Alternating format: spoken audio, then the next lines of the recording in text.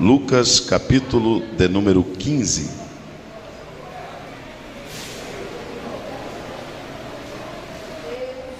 Versículo de número 24. Lucas capítulo de número 15, versículo de número 24. Todos encontraram? Diz assim: porque este meu filho estava morto e reviveu, tinha-se perdido e foi achado. E começaram todos a se alegrar. Amém. Pode se assentar, meus irmãos. Quantos desejam ouvir a palavra de Deus? Meus queridos irmãos, o capítulo 15 de Lucas é conhecido como o capítulo das coisas que se perderam e também que foram encontradas. O capítulo 15 de Lucas, ele é composto de 3 parábolas extremamente conhecidas no Novo Testamento. E estas parábolas nasceram por causa de uma crítica dos escribas. Os religiosos passaram a criticar Jesus porque Jesus se assentava com os pecadores para comer. E a religião, ela tem uma marca. O evangelho não tem esta marca, mas a religião tem a marca do preconceito. E as pessoas não queriam que Jesus se associasse a ninguém, que Jesus falasse com ninguém, que Jesus estivesse perto de ninguém. E a Bíblia Sagrada diz que, a partir desta crítica, Jesus propõe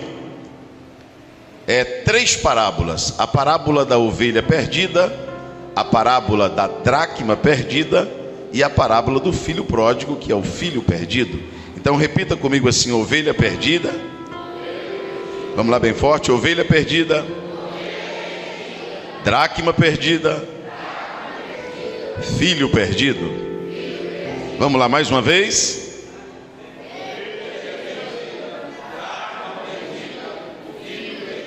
Percebe-se, os irmãos, que a ovelha está perdida, a dracma está perdida e o filho também está perdido, mas estão perdidos de forma totalmente diferente.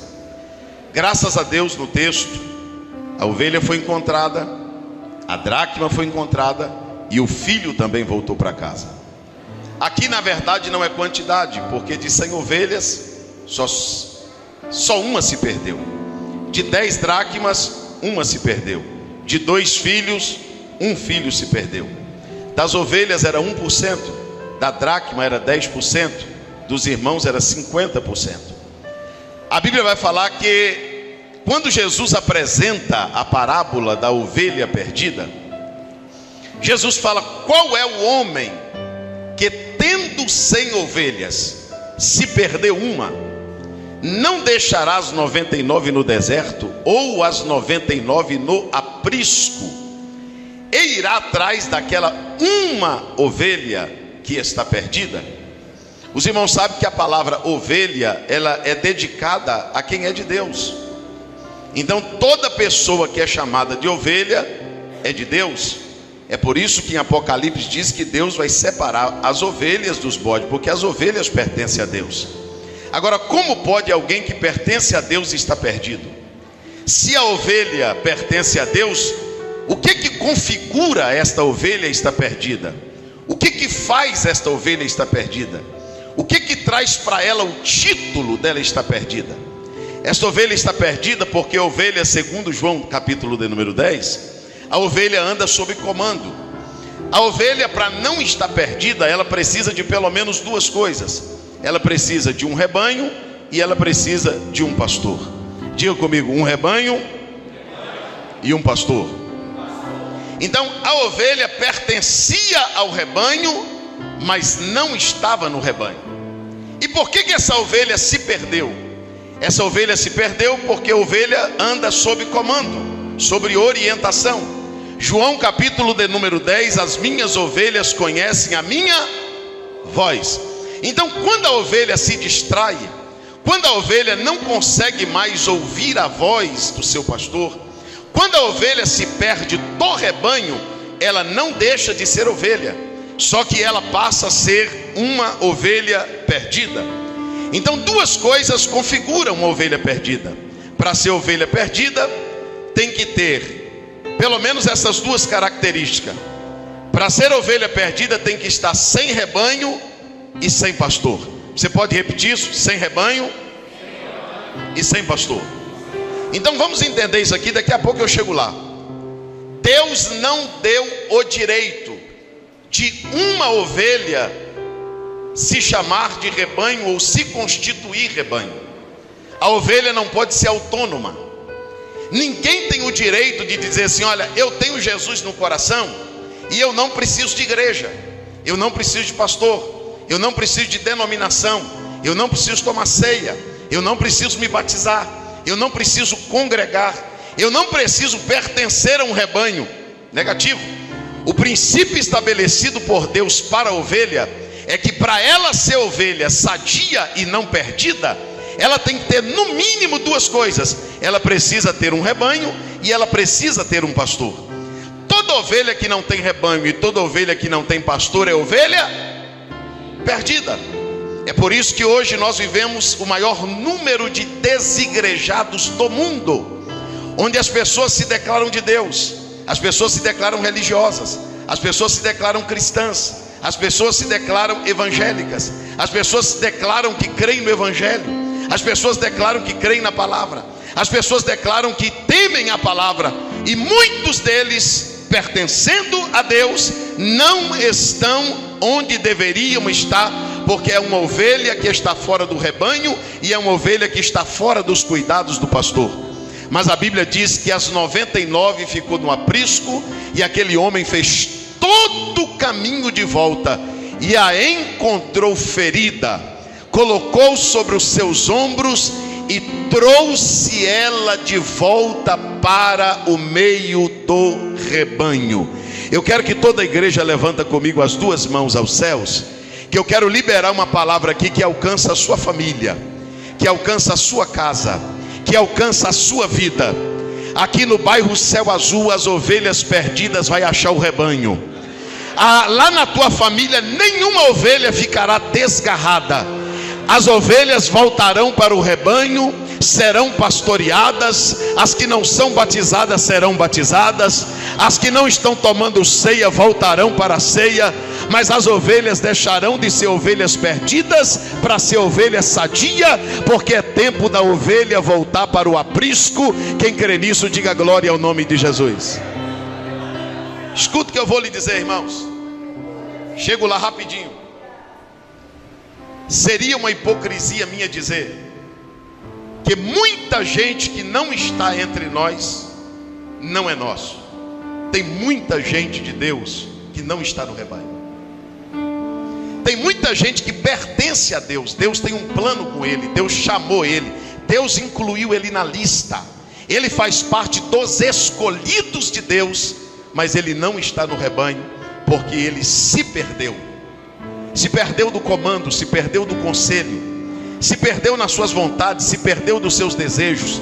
Lá na tua família, provavelmente que você conhece, ou tem alguém que teme a Deus, que respeita a Deus, que aceita a oração, que aceita ouvir a palavra.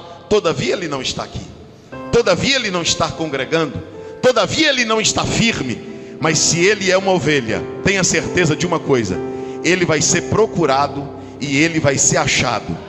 Se ele aceitar os cuidados, ele será colocado nos ombros, e a igreja vai receber de volta com amor. Quem crê nisso, diga glória a Deus. Primeiro, para ser ovelha perdida, tem que estar sem rebanho e sem pastor.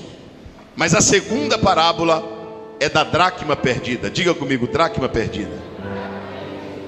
A ovelha perdida, ela não conseguiu voltar para casa, precisou de ajuda, precisou buscar, precisou colocar no ombro, precisou trazer de volta. Esse grupo de gente não volta sozinho. Esse grupo de gente é de Deus, mas precisa de ajuda porque foi atacado. A Bíblia diz que o homem, quando a encontrou, ela estava ferida, ela estava machucada. Nem caminhar para o aprisco ela tinha mais força. Ela teve que ser colocada nos ombros, ela teve que ser carregada de volta, ela teve que ter todos os cuidados especiais. E quando ela chegou de volta no aprisco, houve uma festa entre as outras ovelhas, porque nós não podemos receber alguém de volta culpando a pessoa. Quem mandou sair? Quem mandou não estar aqui? Quem mandou não prestar atenção? Quem mandou cair? Rebanho não pensa assim. Rebanho se alegra quando uma ovelha é integrada. Rebanho se alegra quando uma ovelha volta para casa. Rebanho se alegra quando a ovelha volta para o seu devido lugar. A ovelha se perdeu fora da casa. Onde a ovelha se perdeu? Mas a dracma perdida, que é dracma, pastor? A dracma é uma moeda. A noiva, ela não usava aliança no dedo, ela usava aliança no pescoço. Ela usava um colar com 10 dracmas. E o casamento só era garantido quando o noivo chegasse e encontrasse as 10 dracmas no colar. Só que a Bíblia diz: qual a mulher que, tendo 10 dracmas, se perder uma dracma, ela não vai acender a candeia, não vai varrer a casa, e vai buscar com diligência até que possa encontrar? Porque a ovelha se perdeu fora da casa. Onde a ovelha se perdeu? E a dracma? Dentro de onde? Então a dracma continua na casa. Como Deus pode chamar alguém que está dentro da casa de perdido? Porque a ovelha não tem rebanho, mas a dracma tem. A ovelha não está indo para a igreja, mas a dracma está. A ovelha perdida não pertence nem a um departamento, mas a dracma pertence. A ovelha está fora da igreja, a dracma está dentro da igreja. Como que alguém dentro da igreja pode ter o título de perdido? Como que alguém dentro do evangelho pode ter o título de perdido? A dracma está na casa, sim ou não? Mas ela está no colar? Não, porque o que garante o casamento, o que garante o encontro, o que garante o arrebatamento não é estar na casa, é estar no colar da noiva.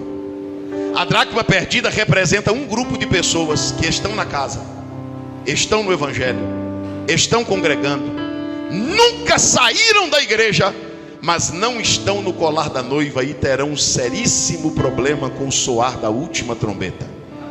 É gente que Jesus vai voltar, mas ele não vai subir. A trombeta vai tocar, mas ele não vai ouvir.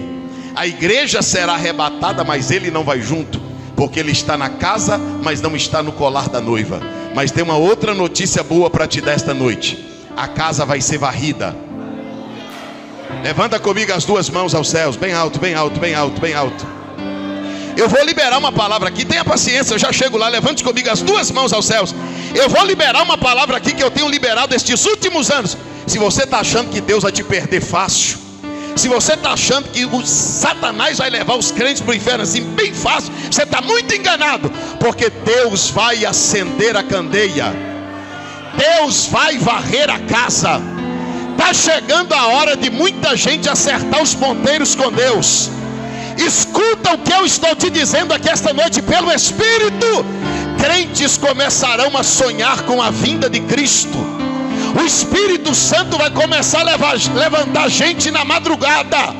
O Espírito Santo vai começar a usar gente para crentes na rua, dizendo: te acerta porque a trombeta vai tocar. Coloca a vida no altar porque Jesus está voltando. E eu quero liberar aqui uma palavra: que quem está fora do colar vai voltar para o colar. Quem está fora da posição vai voltar para a posição.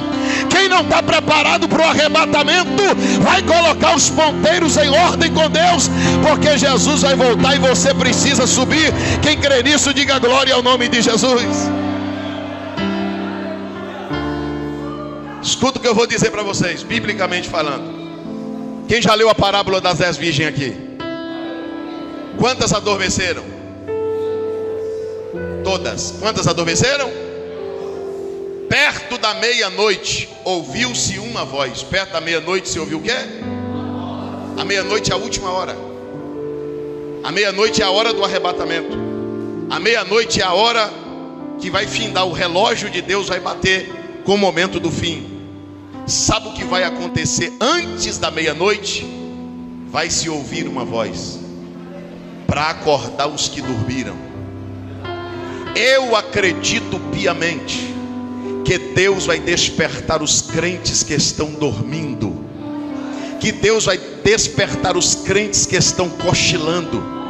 Tem gente que não tem mais medo, tem gente que não tem mais temor, tem gente que nem acredita mais que Jesus está voltando, mas vai se ouvir uma voz e elas vão se levantar. Quem acredita que nessa última hora Jesus vai levantar muita gente aqui?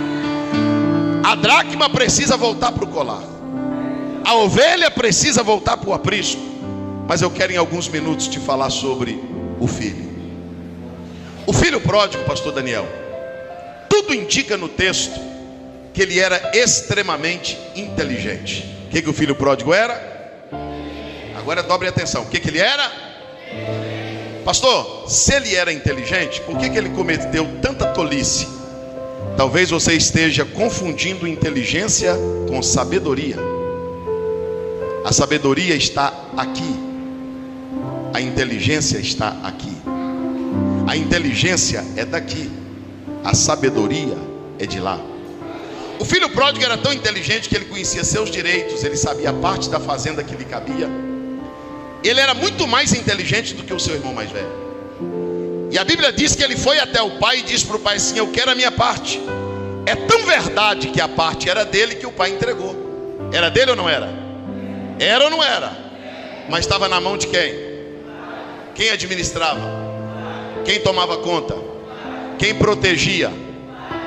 Nós temos que tomar cuidado para não ficar tão inteligente, a ponto de ir no pai e dizer para o pai: o que é meu, eu não quero na sua mão. Eu não quero o Senhor administrando o que é meu. Eu não quero um Deus para mandar no que eu tenho. Eu não quero um Deus para mandar nas minhas decisões. Eu não quero um Deus para mandar no meu sentimento. Eu não quero um Deus para mandar nas minhas... Não, eu não quero um Deus para ficar me ditando ordem. Esses dias eu estava pregando em uma escola bíblica no estado do Goiás, e eu fiz uma pergunta à igreja, que a igreja não soube me responder, e vocês também não saberiam. Nós somos a geração dos inteligentes. Há 30 anos atrás, 35 anos atrás, nós não tínhamos um doutor em teologia nas nossas congregações. Há 30 anos atrás, se você perguntasse assim: qual é o irmão aqui que tem uma faculdade, que fala 2 idiomas? Nós não tínhamos. A maioria dos irmãos eram leigos.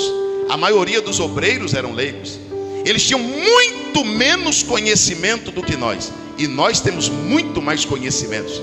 Se eu perguntar quantos doutores tem aqui, vai levantar mais de um. Se eu perguntar quantas pessoas facultadas tem aqui, vai levantar mais de um. Se eu perguntar quantos teólogos tem aqui, vai levantar mais de um. Agora a pergunta que eu te faço: por que a geração dos leigos funcionou melhor do que a gestão dos leigos? Teve muito mais sucesso do que a gestão dos inteligentes. A nossa gestão não deveria ser melhor? Nós não deveríamos ter mais santidade? Nós não somos inteligentes, então deveria ter menos divórcio, deveria ter menos problema de família, deveria ter menos problema de casal, deveria ter menos heresia. Tem mais heresia na geração dos inteligentes do que na geração dos leigos. Tem muito mais problema na geração dos inteligentes do que na geração dos leigos. Eu vou te explicar por quê. Pastor, o senhor é contra a inteligência? Não, eu não sou contra a inteligência, eu sou contra a independência. Quem aqui tem carteira de motorista? Dá um sinal com a mão assim. Você sabe dirigir, você tirou carteira para dirigir, você fez psicotécnico para dirigir, você fez baliza para tirar sua carteira. Só que quando você entra no teu carro para fazer uma viagem, quando você está na garagem de casa, antes de sair, alguém dentro do carro vai dizer: epa, nós não vamos sair sem primeiro fazer uma. Mas para que oração? Você não sabe dirigir? Para que oração? É o anjo que vai dirigir? É Jesus que vai dirigir? Por que você vai orar? Você não sabe dirigir? Sei, eu vou dizer por que você ora. Porque mesmo sendo inteligente para dirigir, você não perdeu a dependência de Deus. Levanta comigo assim as duas mãos aos céus, bem alto, bem alto. Eu vou falar, eu chego lá, paciência. Levanta assim as duas mãos aos céus. Pastor Daniel, sabe por que os pregadores leigos pregavam melhor que os pregadores inteligentes? Porque eles oravam para pregar, eles jejuavam para pregar, eles pediam a Deus uma mensagem para pregar. Sabe por que os nossos músicos leigos eram melhores do que os nossos músicos inteligentes? Porque eles dependiam tanto de Deus que eles jejuavam para tocar um hino. O pregador jejuava e orava para pregar uma mensagem, coisa que ele fazia todo dia. Mas a geração dos inteligentes se tornou uma geração que é mais fiscal do que adorador. E nós ficamos no culto dando nota no som, nota em quem prega, nota em quem canta, nota em quem faz isso. E tudo que vai falar, errou no português, errou na exegese. Não é assim, a hermenêutica não é essa. Sabe o que Deus está dizendo? A tua inteligência não pode tirar a tua dependência. Você precisa continuar dependendo. Tem alguém que continua dependendo de Deus aqui? Levante as tuas mãos aos céus e por um minuto dê glórias ao nome do Senhor Jesus. Vamos lá. Pastor, qual é o problema da geração dos inteligentes? Eu vou perguntar, é proibido ser inteligente?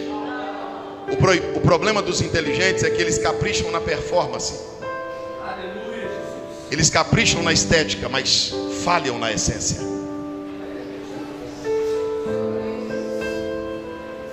Você sabe por que o filho pródigo, de todos, eu vou gastar mais tempo aqui falando mais dele. Sabe por que o pai não buscou ele? Daqui a pouco você vai descobrir por quê.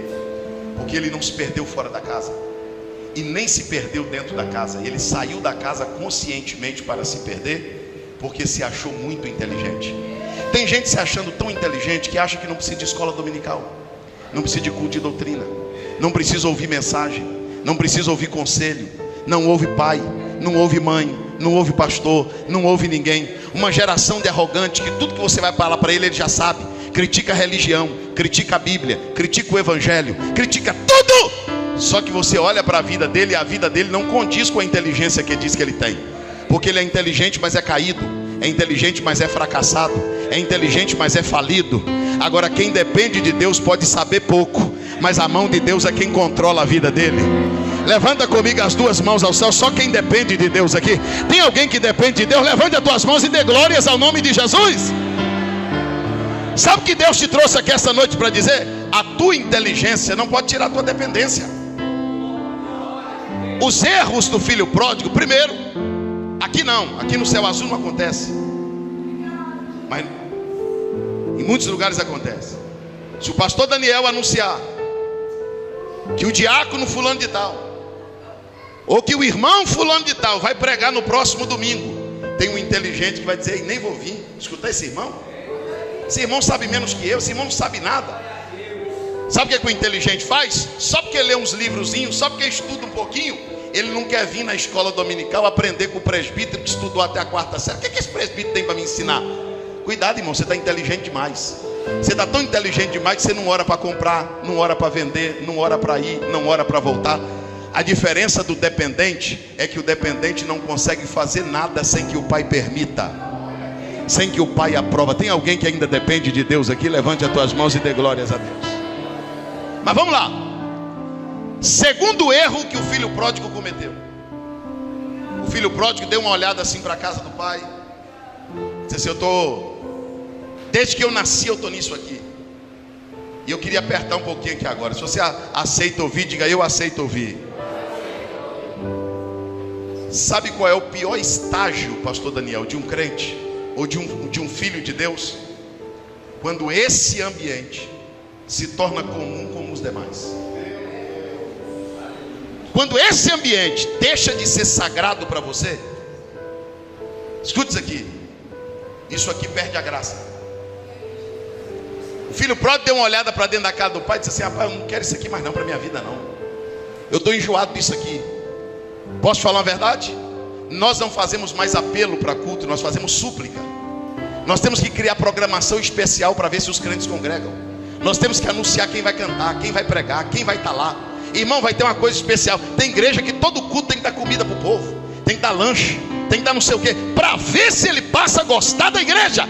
Mas ninguém precisa pedir ela para gostar da novela dela, até porque ela troca o capítulo o culto na igreja pelo capítulo da novela. Ninguém precisa ensinar ele a gostar do time dele, porque ele faz isso sozinho.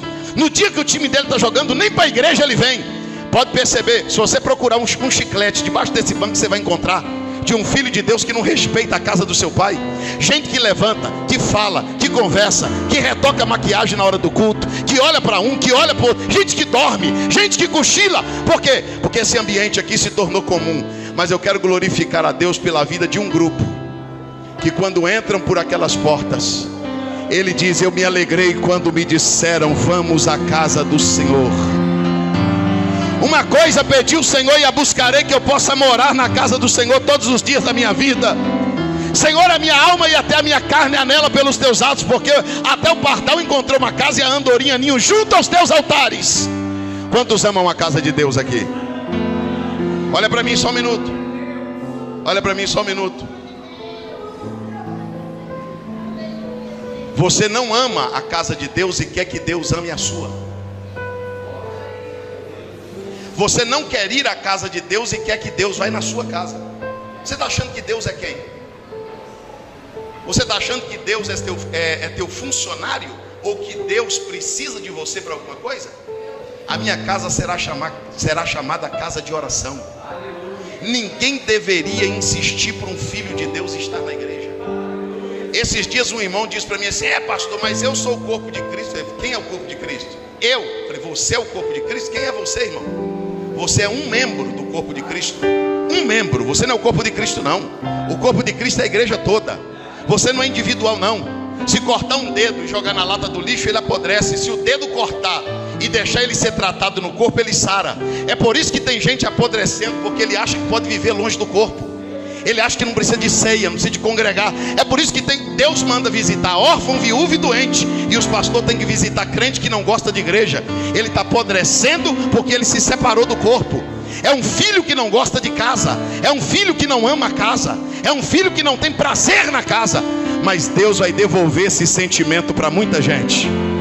Quem acredita que Deus vai devolver esse sentimento para o nosso coração, diga glória ao nome de Jesus.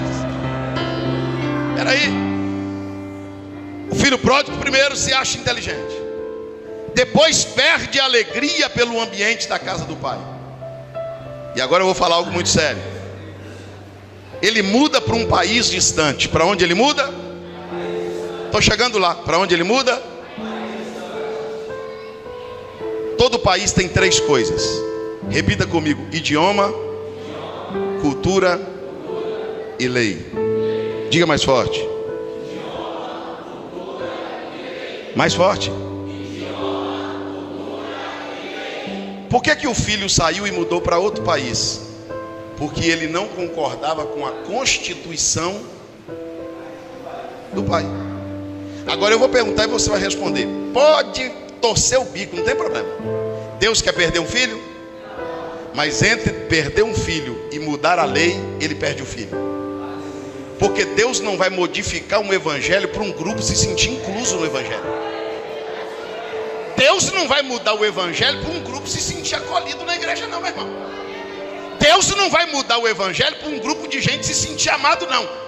Quando tu aceitaste o evangelho, aceitaste também a forma que ele foi imposta sobre ti. Uma vez que você aceitou o evangelho, a Bíblia diz que você tem que ser uma nova criatura. As coisas velhas se passaram e tudo se fez novo. Entre perder um filho e mudar a lei, o pai perde o filho, porque Deus não vai mudar o evangelho por causa do mundo, por causa da constituição humana, por causa das leis humanas, por causa das... Não, quem está entendendo isso aqui, diga glória a Deus. Escuta o que eu vou lhe dizer. Se nós não tomarmos cuidado, isso aqui dentro de pouco tempo se tornará um enfeite na nossa mão e no altar. Por quê, pastor? Porque nós seremos proibidos de falar das leis de Deus. Para quê, pastor? Para todo mundo se sentir incluso, para ninguém se sentir ofendido, para ninguém se sentir acusado, para o pecado de ninguém ser denunciado. Aí todo tipo de gente vai se sentir bem na igreja, vivendo a vida que vive, quando na verdade o evangelho não é consolo, o evangelho é confronto. O evangelho vem para denunciar minhas práticas, para mudar a minha conduta, para mudar a minha trajetória. Mas quando eu entrego a minha vida a Cristo, nenhuma condenação há para os que estão em Cristo Jesus, que não andarão mais segundo a carne, mas segundo o Espírito. Levanta suas mãos aos céus, você que acredita nisso, diga glória ao nome de Jesus. O filho tem um espírito libertário. Deixa eu falar isso aqui para você, eu chego lá rapidinho. Esse filho, pastor Daniel, ele tem um espírito libertário. Ele não consegue ver a cerca da casa do pai como uma proteção. A cerca para ele é uma prisão. A cerca para ele é o quê? Quando você vê uma pessoa reclamando do evangelho, é difícil demais, não dá para ser crente não. Não tem como ser crente não, pastor. Ser crente desse jeito, Deus proíbe isso, Deus proíbe aquilo. Então a cerca para você é uma prisão? Tudo que Deus proíbe é para te livrar. Tudo que Deus proíbe é para te preservar. Tudo que Deus proíbe é para você não cair em armadilhas. Tudo que Deus proíbe é para a sua saúde mental, emocional, matrimonial. Tudo que Deus proíbe, Deus está te preservando. A cerca da casa do Pai não é uma prisão. A cerca da casa do Pai é uma proteção. Quem entende isso, diga glória ao nome de Jesus. O filho é libertário. Então ele prefere sair da casa do pai, ele prefere ir embora da casa do pai, do que conviver com os mandamentos de Deus. Mas não fica só nisso. Lá na terra distante, onde o filho vai embora, ele gasta tudo dissolutamente. E a Bíblia diz que ele vai procurar um emprego e encontra, para cuidar dos porcos. Para cuidar de quê? Não, estou chegando lá. Para cuidar de quê? Isso aqui é para o judeu. O judeu não come carne de porco, não chega perto do porco, tem aversão ao porco, não cria porco. Enquanto esse filho estava em casa, ele estava perto dos porcos? Por que ele não estava perto dos porcos? Porque ele estava perto do pai. Uma vez que ele ficou longe do pai, ele ficou perto de quem? Dos porcos. Porque quando você está perto de Deus, a tendência é a natureza de Deus te controlar. Se você ficar longe de Deus, a tua natureza te leva para o lugar que você não deveria ir. A natureza do homem sempre vai querer levar o homem para a companhia dos porcos. É por isso que você vai encontrar na igreja um monte de gente sofrendo porque está fazendo o que não queria.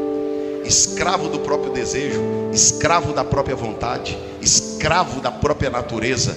Porque quando você se distancia de Deus, não é da igreja não, de Deus, a natureza da pessoa leva a pessoa para perto dos porcos. E lá perto dos porcos, ele queria, a Bíblia diz que ele desejou comer as bolotas que os porcos... Vamos lá? Vamos lá. Ele desejou comer a bolota que os porcos... Então olha para mim. Olha para mim, pode ficar em paz, fica tranquilo. Esse mesmo filho fazia manha para comer na casa do pai. Não quero. Essa comida é muito pesada. Essa comida eu não quero. Essa mensagem eu não gostei. Na casa do pai ele faz manha para comer, mas quando ele está junto com os porcos, ele tem desejo de comer tudo que os porcos comem. Ele tem desejo de ouvir tudo que os porcos ouvem. Ele tem desejo de fazer tudo que os porcos fazem. Por que é tão difícil obedecer a Deus, mas é tão fácil pecar? É tão fácil fazer a vontade dos porcos? Por que é tão difícil andar lado a lado com irmãos que servem a Deus? E é tão fácil andar com uma má companhia que te leva para o caminho errado? Porque na casa de Deus as pessoas se ofendem. Na casa de Deus você está falando, alguém não aceita. Mas quando ele está na companhia dos porcos, ele não critica a piada que ele ouviu. Ele não critica a droga que ele usou. Ele não critica a música que tem palavrão e indecência que os porcos estão ouvindo. Ele nunca vai criticar. Agora ele critica o hino, ele critica o som, ele critica a mensagem, porque para ele a comida dos porcos tem mais sabor do que a mensagem de Deus. Mas eu quero glorificar a Deus porque tem filhos que ainda sentam na mesa para comer. Levanta a mão quem ainda tem prazer nas coisas de Deus. Levante a tua mão e dê glória ao nome de Jesus. Espera aí. Esse filho de Deus que está lá na companhia dos porcos, ele caiu em si. Eu já chego lá agora. Ele caiu em... Eu vou perguntar e vocês vão responder. O homem buscou a ovelha, sim ou não? Sim ou não? A mulher procurou a dracma, sim ou não? O pai buscou o filho? Por quê? Por quê? O pai não sabia onde ele estava? Sabia ou não? O pai não é onisciente? Por que o pai não buscou? Eu vou te explicar por que o pai não buscou. Porque se o pai busca o filho e traz ele para casa, então servir a Deus é a força. Servir a Deus é obrigado. Se Deus vai lá, pega ele e diz: você não vai ficar aqui não, tem lugar na minha casa. Então Deus está obrigando você a gostar da casa dele. Deus está obrigando você a gostar da mensagem. Deus está obrigando você a gostar da igreja. Deus está obrigando você a gostar da mensagem. E com Deus não é por força. Com Deus não é por violência. Só tem um jeito de um filho de Deus se voltar para Deus: através da consciência. O pai não buscou, o irmão não buscou, mas o filho caiu em si e disse: eu me levantarei. Não, diga mais forte, eu estou chegando lá. Só pode dizer isso quem reconhece que está caído. O problema de muitas pessoas é que eles não aceitam o título de caído. E quem não se acha caído também não se acha na necessidade de levantar. Levantar de quê, se eu não estou caído? O filho pródigo disse: eu sou um filho caído, eu sou um filho perdido, eu sou um filho fora de casa. Eu tenho um pai, eu tenho uma casa, eu tenho um irmão, eu tenho lei, eu conheço o evangelho, eu conheço a palavra, eu conheço Deus. O que eu estou fazendo aqui? O que eu estou fazendo longe da minha casa? O que eu estou fazendo longe do meu irmão? Levantar-me-ei, irei ter com meu pai, e eu vou dizer para o meu pai: eu pequei contra os céus, eu pequei diante de ti, e não sou digno de ser chamado seu filho. E quando ele vinha ainda longe, o seu pai o viu. Foi ele que viu o pai ou foi o pai que viu ele? Sabe por que o pai viu ele? Não, ele viu o pai. Porque o pai não busca, mas espera. O pai não busca mais. Deus não pode arrastar ninguém para o altar, mas Deus pode esperar essa pessoa voltar. Deus não pode arrastar ninguém para dentro de uma igreja, mas Deus pode esperar ele tomar a decisão de entrar. Deus não pode obrigar ninguém a cantar para ele, mas Deus pode esperar esta pessoa tomar uma atitude e glorificar o seu nome. A Bíblia diz que quando o filho está vindo, o pai corre na direção do filho. E a Bíblia diz que o pai se joga no pescoço daquele filho perdido, e o pai abraça. Escute isso: o pai abraça, o pai beija. Pastor, tem uma coisa errada na tua mensagem. Como que o pai pode abraçar alguém que está vindo de um lugar errado? Como que o pai pode abraçar alguém que está vindo de uma decisão errada? Deixa eu te dizer uma coisa: o pai tem nojo do pecado, mas nunca teve nojo do filho. Aquele que vier a mim, de maneira nenhuma eu o lançarei fora. Agora eu vou te contar uma coisa que talvez você não sabia.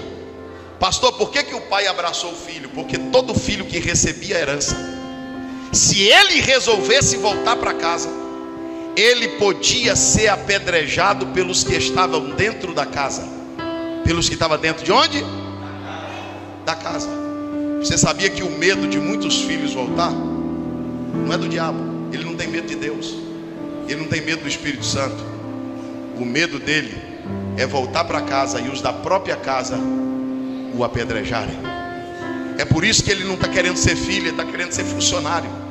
Ele sabe que não tem mais direito. Só que quando o pai abraça ele, pastor Daniel, e o pai beija ele, o pai dá a mão para ele e vem trazendo ele para dentro. Quando o pai vem trazendo ele para dentro, o pai dá um grito e diz assim: servos, traga depressa o melhor vestido. Melhor para esse filho, o melhor. Traga uma sandália e traga também um anel. Irmão, todo mundo calça igual, todo mundo veste igual, todo dedo é da mesma grossura. Sandália tem número, vestido tem número, aliança tem número. Por que o pai mandou trazer depressa? O pai mandou trazer depressa porque já estava pronto. Levanta comigo assim as suas duas mãos aos céus. Pega a mão de alguém que está ao teu lado e diga para ele: o vestido está pronto, a sandália está pronta, a aliança está pronta. Você que está me ouvindo aí do outro lado da rua, você que está me ouvindo aí dentro da sua casa, deixa eu te dizer uma coisa: o pai sabe o número que você veste, o pai sabe o número que você calça, o pai sabe o número da aliança que vocês têm. E ele está te dizendo essa noite: a força eu não te trago, mas eu já mandei fazer um vestido novo, uma sandália nova e uma aliança nova. Eu estou esperando você buscar ela para a glória do meu nome. Quantos podem glorificar a Deus?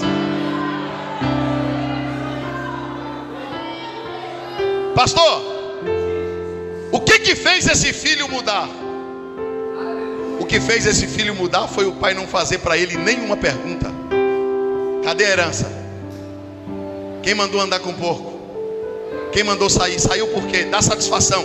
Cadê a herança? Você gastou com quem? Gastou com quê?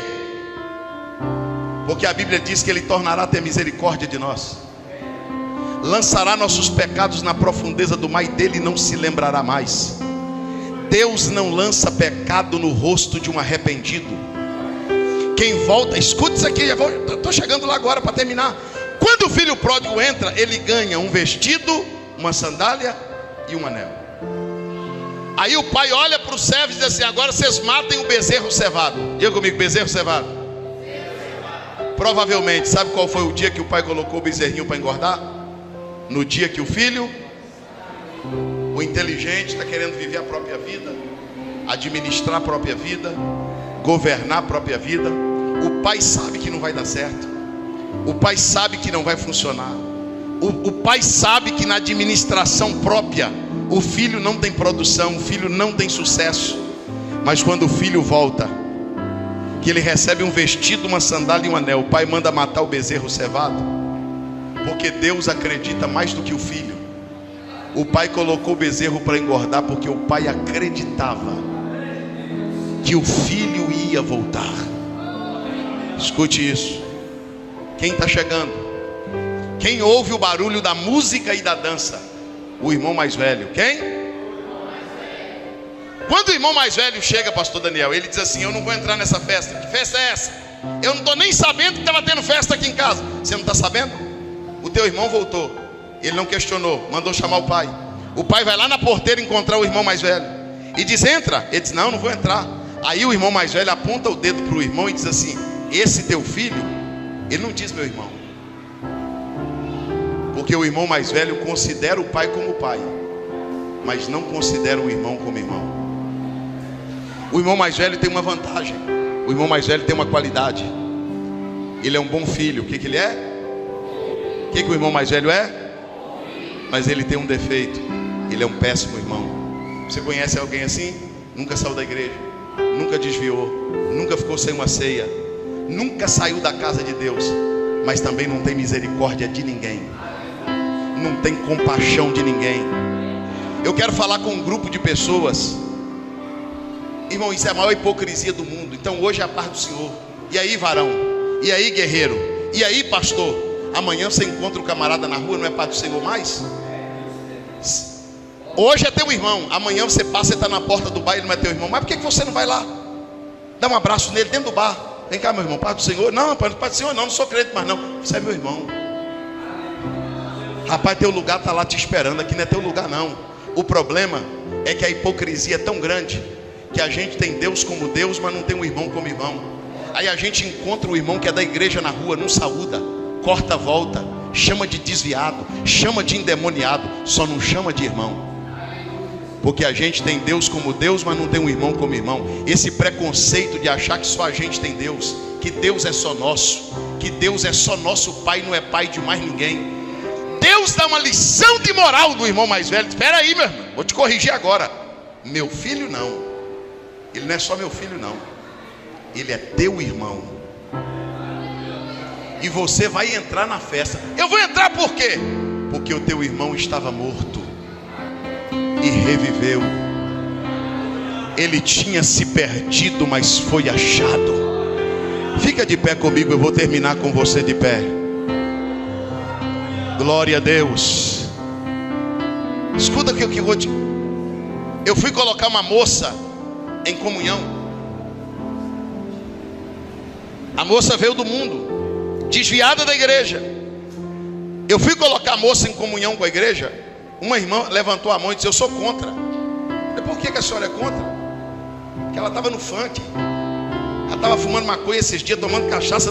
3 meses atrás ela estava no mundo, agora vai tomar ceia. Eu disse: só está chateada porque ela vai tomar ceia, irmã. A senhora está triste porque a moça voltou para Jesus? A senhora está indignada porque a menina está voltando? Não é melhor aqui? Não é melhor aqui do que no bar? Não é melhor aqui do que no funk? Não é melhor aqui do que no... Por que a senhora... A senhora é uma boa crente, Mas a senhora é uma péssima irmã. A senhora não está se alegrando com o retorno de alguém que é nosso. Se o filho pródigo fosse cantar um hino aquele dia, eu acho que o filho pródigo ia dizer para o pai assim: pai, o inimigo quase me roubou de Deus, com falsas alegrias e com falsas glórias. Como um pedaço de cana ele me mastigou em bagaço. Eu cheguei aqui essa noite. Por que me resgatou?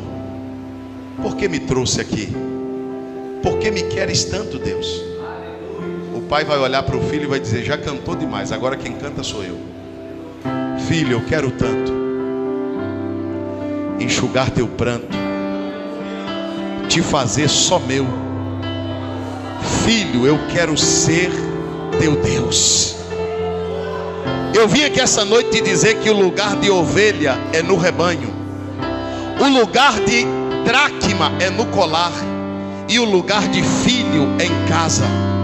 Quem acredita que muitas ovelhas vão voltar para o aprisco, diga glória a Deus. Quantos acreditam que muitas dracmas vão voltar para o colar da noiva, diga glória a Deus. Muitos filhos vão voltar para casa. Escute isso. Teve uma festa na casa, e o que converteu aquele filho, diferente do que a maioria dos crentes pensa, Deus vai alejar, Deus vai cegar, Deus vai pôr no leito. Irmão, se isso aí se convertesse, todo presidiário saía crente da cadeia, todo mundo saía crente do hospital. Se isso aí se convertesse, todo mundo sairia da UTI crente, todo mundo sairia da UTI convertido. E tem gente que sai de lá e fica pior, porque o que converte não é o castigo, o que converte é o amor. O filho pródigo não tinha mais direito, mas quando ele chegou, o pai aceitou de volta. Deixa eu te dizer uma coisa: o inferno não foi feito para o homem. A Bíblia diz que todos os ímpios serão lançados no lago de enxofre e fogo, que foi preparado para quem? Para Satanás e seus anjos. Não foi preparado para o homem. O inferno não foi feito para o homem. O homem vai para lá por não querer ser ovelha, por não querer estar no colar da noiva, por não querer estar em casa. Mas esta noite Deus está dando a oportunidade do filho se tornar um filho melhor. Deus está dando a oportunidade da ovelha voltar para o rebanho, da dracma voltar para o colar e do filho voltar para casa. Quem entende isso, diga glória ao nome de Jesus. Deixa eu terminar te fazendo uma pergunta. Até quando as pessoas vão te oferecer Cristo, a salvação, e você vai rejeitar como se fosse um copo de água?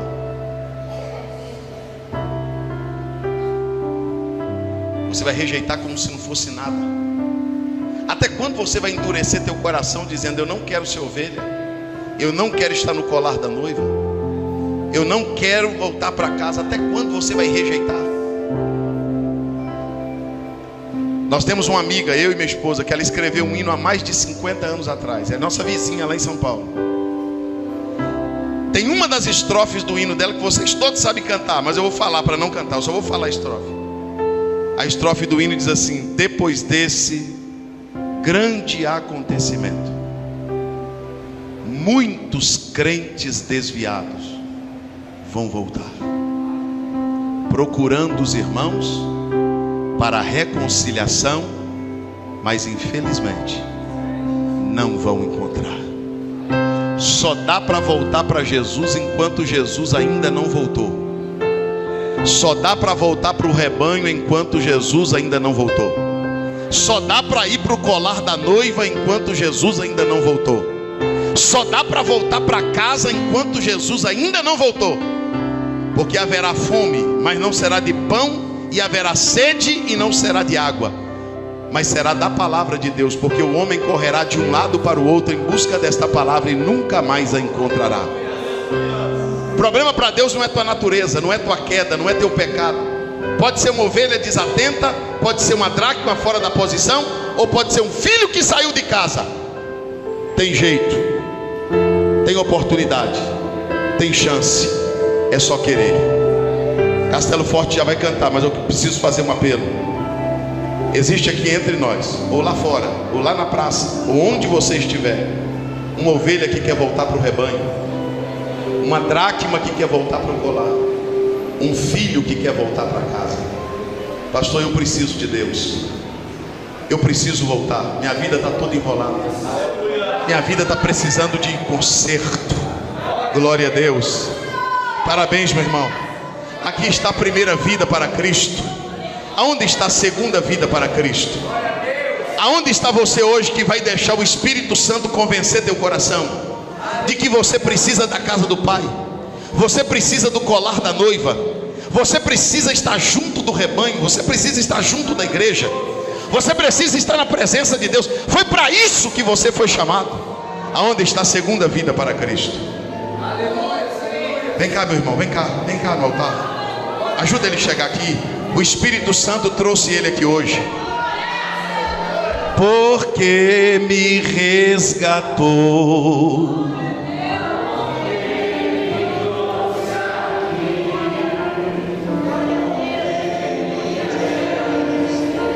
Cante, tanto assim.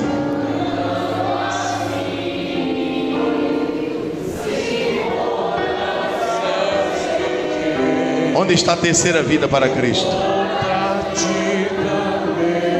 Aonde está a terceira vida para Cristo? Aonde está você que não consegue sozinho? Pastor, eu reconheço, sozinho eu não dou conta, sozinho eu não consigo. Deus conhece teu coração. Você é uma ovelha que precisa voltar para o rebanho. Você é uma dracma que precisa voltar para o colar. Você é um filho que precisa voltar para casa. Deus está te chamando. Deus está dizendo que há jeito para você. Deus está dizendo que há jeito para a tua vida. Aonde está mais uma vida para Cristo?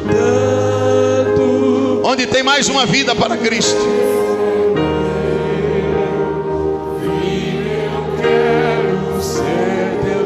Se tem mais alguém para Jesus, faça isso agora. Entrega a tua vida agora, que nós já vamos orar. Estenda as tuas mãos para o altar. Enxuga seu pranto, te fazer sorrir. Volta, filho de Deus. Volta, filha de Deus. Tem uma chance de Deus mudar a tua vida. Tem uma chance de Deus transformar a tua história. Seja uma ovelha no meio do rebanho, uma dracma no colar e um filho em casa. Senhor, nós te agradecemos por estas vidas preciosas e por todas aquelas que ainda hão de voltar. Nós te agradecemos porque nenhuma condenação há para os que estão em Cristo Jesus, que não andarão mais segundo a carne, mas segundo o Espírito. Quem tentará acusação contra os escolhidos de Deus? Se Deus os justifica, quem os condenará? Os teus filhos serão como a palmeira plantada na casa de Deus. A luz será como a luz da aurora, que vai brilhando, brilhando até ser um dia perfeito. Olha aqui para mim, vocês dois, olha aqui para mim. Como é que é o nome do meu irmão? Daniel. E o nome do meu irmão? Irmão José. Deus rasga a tua sentença de morte hoje. Jesus vai te dar vida. O nome de Deus para você é livramento. Sabe o que Deus está dizendo? Deus está dizendo que todas as experiências que Ele te deu naquele lugar sombrio, naquele lugar escuro, naquele lugar de morte, naquele lugar sem paz, onde muitas vezes você pensou até em tirar a tua própria vida, Deus está dizendo, lá foi uma escola para você saber que tu não pode viver longe de mim, tu não pode viver longe da minha presença.